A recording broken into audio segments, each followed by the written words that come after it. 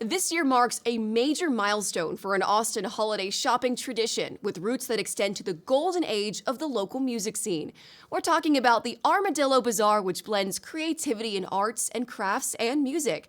Now, at 50 years old, the bazaar is bigger than ever. And now we are joined by Bruce Willenzik, executive producer of the Armadillo Bazaar. Bruce, thank you so much for being here. Well, thank you for having me. I appreciate it. So 50 years is a big deal. I mean, just ask our Austin City Limits team. So can you tell us a bit how the bazaar began and what was it like in those early days? Those days were the magic days when Austin changed, the mindset changed, where creativity became revered instead of differences being a stopping point, where you could be different, you could be strange, even according to the local slogan, you can be downright weird. But if you were original, creative, and good-natured about it, you could earn acceptance, you could earn respect, you could earn adoration. And that's what made the difference in Austin. That's what opened the door for so many things to happen. Austin City Limits, Thundercloud Subs. I mean, there are so many clubs, so many music things that started, so many things that changed Austin's identity to become a welcoming place for those who wanted to experiment in their lives and find their creativity and use it. And even today, it became the basis for our identity today as a city of creativity. So things were tight. At the Armadillo World Headquarters, we were strapped for money and I was looking for revenue, and my friend Lucinda Williams made an offhand comment to me about too bad the artists on the drag don't have a warm, dry place to sell. It gave me an inspiration. I lucked out and translated that inspiration into something that others could attach to. And when we needed it the most, we got it, and it saved the Armadillo World Headquarters, which was the nucleus of the music scene at that time.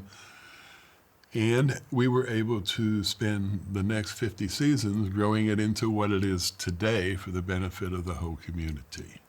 Clearly, a lot was happening in Austin 50 years ago, and it was amazing. It was a part of this wave of Austin really coming into its own, and now look at y'all, all that y'all have done 50 years later.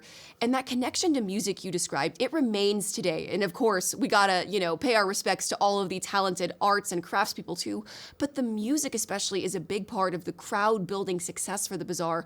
So can you talk about how that came to be? Well, a lot of people assume that the Christmas Bazaar brought music into the art place because it was suggested by a musician, but actually that's reversed. We were the music hall. We were the main place for concerts between the East and West Coast. And it was Lucinda's idea that we broaden our cultural reach and add the arts, and we're so glad that we did. I wound up having a major role in arts development in this town, was on the Arts Commission for almost 29 years with a 6-year term limit, and we changed this town culturally. Now, it's Austin artists who dominate in the national art touring circuit across the country. All the better art shows, you go to them and you look at who's got a 787 or a 786 zip code, and it's a huge proportion of them, and it's because of that 23rd Street Market and because of the Armadillo Christmas Bazaar. We were the catalyst that opened that up. And now, we go to shows, been to them in 24 different states, and in all of them, the Austin contingent is the biggest one. It's like all roads lead back to Austin in some way, exactly. in the art scene. How lucky we are to live in a town like this. This is so fortunate. Well, and it's thanks to people like yourself and Lucinda for why we have that reputation today. And, of course, the Armadillo Bazaar is known for the quality and the creativity of the arts and crafts for sale each year. But I want to talk about this year for folks that are preparing to go. What are the top items you think people should be on the lookout for? This is where you get to see these artists putting out the work of their passion, their best pieces. We have one, Landry McMeans. She's been showing small stuff everywhere. She has a huge booth now, and she can show the pieces that she's most proud of. And you can see this from so many of our local artists, even the ones from the national touring circuit. Most of those are Austin-based, but they brought some of their friends in, just the top people out there who have the kind of work that really appeals to Austin. So if you're looking for something small and funky, we got that. If you're looking for something really clever, and small, we have that. But if you're looking at a significant piece of art, a custom commission, to change your architectural quality of your home or your workplace, we have that too. So we have really the best of all of it from top to bottom. The music, the art, and everything is so heartfelt and wrapped in this wonderful aura of joy to be there.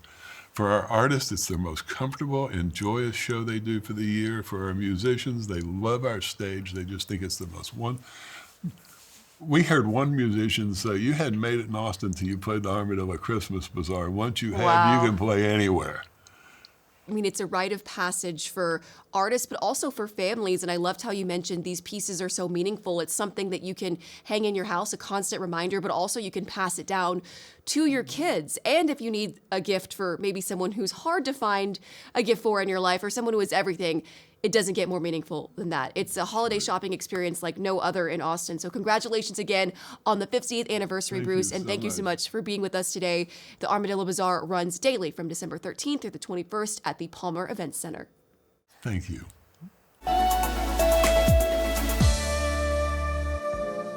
Thanks so much for watching. Be sure to like and subscribe and leave us a comment below to let us know your thoughts on this video. And don't forget, you can watch full episodes of Austin Insight for free in the PBS app.